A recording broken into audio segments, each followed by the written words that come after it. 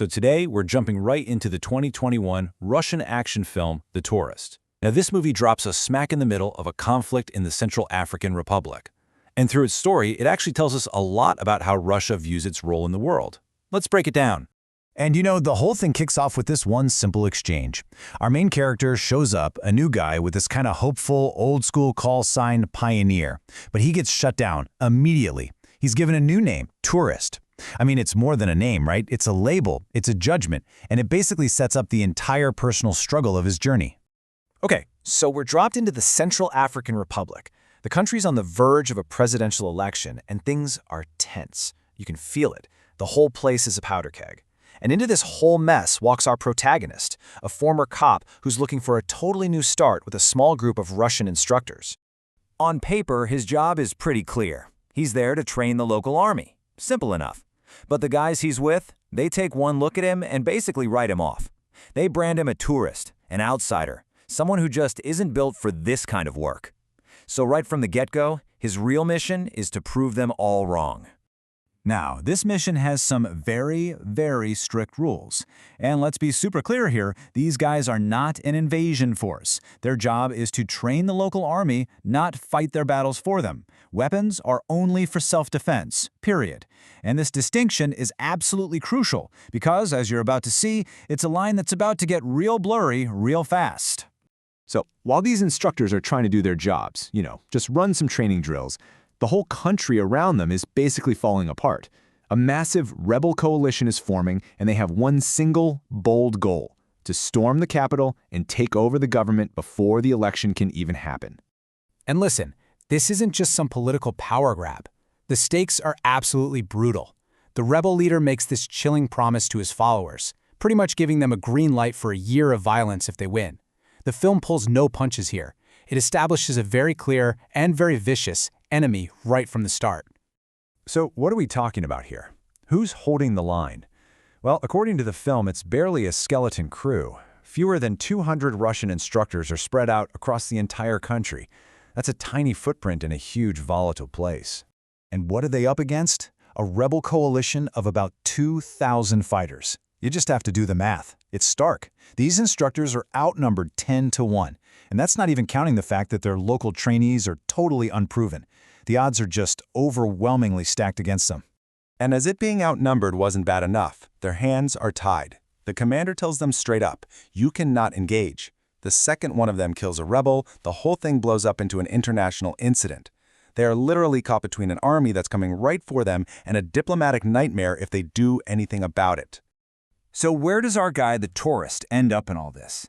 He gets sent with a small team to a remote outpost called Bangassou. It's supposed to be a straightforward training mission, far away from all the trouble in the capital. But yeah, this place is about to become ground zero for the whole conflict. The second they get there, the mission immediately falls apart. The base is a total ghost town. The very soldiers they were sent to train, they've already taken off, probably because they knew what was coming. They are completely and utterly alone. So who's left to face whatever's coming? 11 guys. That's it. Just 11 instructors holding down an isolated base against an entire approaching army. The scale of their problem just becomes chillingly clear.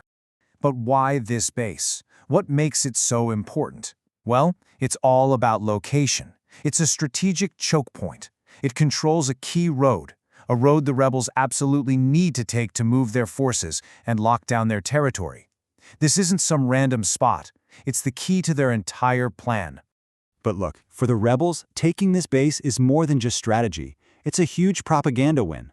Think about it. Capturing a post held by Russian instructors? That's a headline that can flash around the world. It would be their first big victory.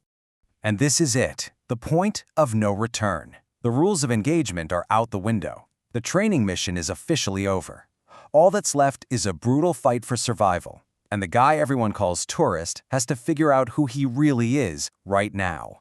And as the battle is just hanging on by a thread, the commander's voice crackles over the radio with this desperate plea. In that one split second, everything, the whole siege, the lives of all 11 men, it all comes down to the Tourist. His next move is all that matters. And what does he do? He acts. At the most critical moment, he just goes for it. He single-handedly takes out this truck-mounted machine gun that had his whole team pinned down. And in doing that, he doesn't just turn the tide of the battle, he ends up saving a local girl who's caught in the crossfire, and of course, the rest of his unit. So after seeing this incredible act, the commander's order comes crackling back over the radio. Change the call sign. Just like that. And with those few words, the name tourist is just gone. He's earned his place. He's no longer an outsider. He's a warrior. So that one act breaks the siege, and really it turns the tide of the entire war. The rebellion is eventually crushed, and the film kind of zooms out from the battlefield to talk about the bigger picture, the whole philosophy behind the mission. So how did it all turn out? Well, the way the film tells it, the mission was a complete success.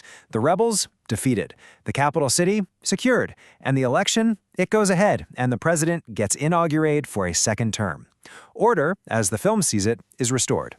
And this is where we get the movie's core ideological statement, and it comes from one of the instructors. He makes this really sharp distinction. He says, Americans, they fight for democracy and we stand for justice. Now, this isn't just some throwaway line, okay? This is the central piece of geopolitical messaging in the film. It's framing the Russian intervention not as trying to force a political system on someone, but as this more fundamental, maybe even righteous act of just bringing back justice and stability. So why was our hero even here in the first place? Well, it turns out he was a disgraced cop, got fired for one act of compassion that just went completely sideways. So he came to Africa basically looking for a fresh start, a way to totally change his life, and in the middle of that insane siege, he found exactly the kind of profound change he was looking for. And that really brings us to the core question of the whole film, doesn't it? It's all about that line, the line between being an observer and a participant, an instructor and a fighter. The journey from tourist to warrior is done, and it leaves us asking, when you're staring chaos right in the face, when is that line supposed to be crossed?